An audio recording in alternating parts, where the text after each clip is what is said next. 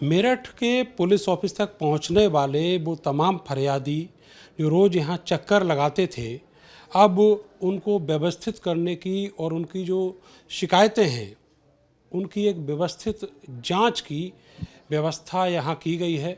और इस सिस्टम को ऑपरेशन एफआईआर का नाम दिया गया है। और केवल ये जो प्रक्रिया है वो एफआईआर तक ही सीमित नहीं होगी, बाद में जो जांच है उसके लिए भी एक टाइम बाउंड सिस्टम ईजाद किया गया है। मेरे साथ मेरठ के एसएसपी डॉक्टर विपिन ताड़ा जी हैं। सर, ये जो सिस्टम है, जो फरियादी आपके पास आता है, उसकी समस्या का निस्तारण एक समय सीमा के अंतर्गत हो, उसके लिए किस तरह की जो व्यवस्था है वो आपने तैयार की है? जी, इसमें जो फरियादी ज़िला स्तर पर आते हैं, पुलिस कार्यालय में आते हैं या जिनका मुकदमा थाने में दर्ज होता है, उनके लिए हमने एक फीडबैक सेल जनपद में स्थापित किया है, जिसमें कि महिला पुलिसकर्मियों की नियुक्ति की गई है। उसका काम ये होगा कि जो भी मुकदमा दर्ज होता है या प्रार्थना पत्र आता है, उसको 24 घंटे के भीतर फीडबैक सेल उस फरियादी से संपर्क करके उनसे जानकारी करेगी कि उनको किसी पुलिसकर्मी ने, जांच अधिकारी ने संपर्क किया या नहीं। अगर उनकी एफआईआर हुई है तो एफआईआर की प्रति उनको 24 घंटे के भीतर जांच अधिकारी द्वारा व्हाट्सएप पर उपलब्ध करवाई जाएगी, जिससे कि उनको अपने मुकदमे की जानकारी हो, विवेचक की जानकारी हो, थाने की जानकारी हो। साथ ही साथ इसमें जो जांच है उसको 7 दिन बाद फिर से चेक करने के लिए फीडबैक सेल द्वारा फरियादी को फ़ोन करके उनसे संतुष्टि के बारे में पूछा जाएगा कि क्या वो पुलिस की कार्रवाई से संतुष्ट है या नहीं।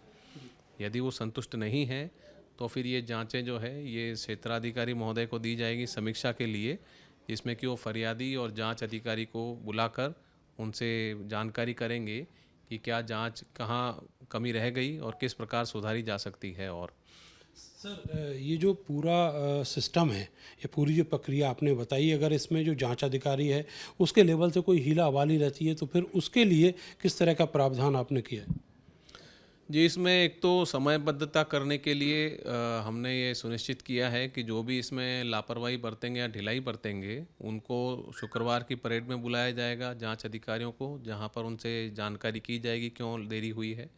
साथ ही में यदि किसी जांच के दौरान ये पाया गया कि दुराशयपूर्ण उन्होंने कोई जांच को गड़बड़ी की है या न्याय में बाधा उत्पन्न की है, तो इस पर उनके खिलाफ जो विभागीय कार्यवाही है वो भी की जाएगी।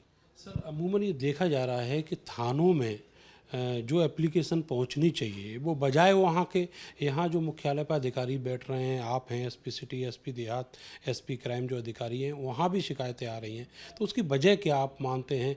जो थाने लेवल पर है वहाँ पर किस तरह के इम्प्रूवमेंट की ज़रूरत है?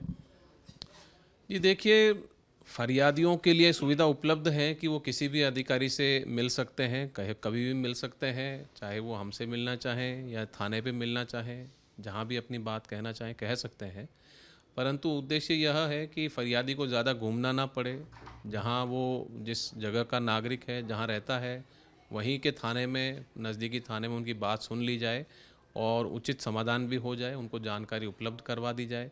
हो सकता है इससे काफ़ी लोग मुख्यालय पे आना बंद करेंगे।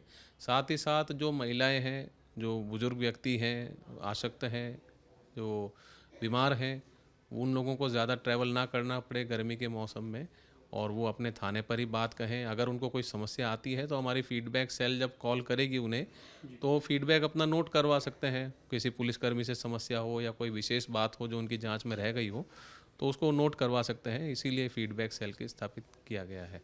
बहुत शुक्रिया सर हमसे बात करने के लिए। तो मेरठ में ये जो व्यवस्था है ये उन फरियादियों के लिए है जिनकी बात अगर थाने पर नहीं सुनी जाती तो वो यहाँ पर अपनी बात तो कह ही सकते हैं, साथ ही जो जांच है उसकी एक क्वालिटी बनी रहे और वो सब कुछ एक समय सीमा के अंदर रहे, इसके लिए ये नई व्यवस्था की गई है। कैमरा सहयोगी सानू के साथ मैं नरेंद्र, भारत समाचार, मेरठ।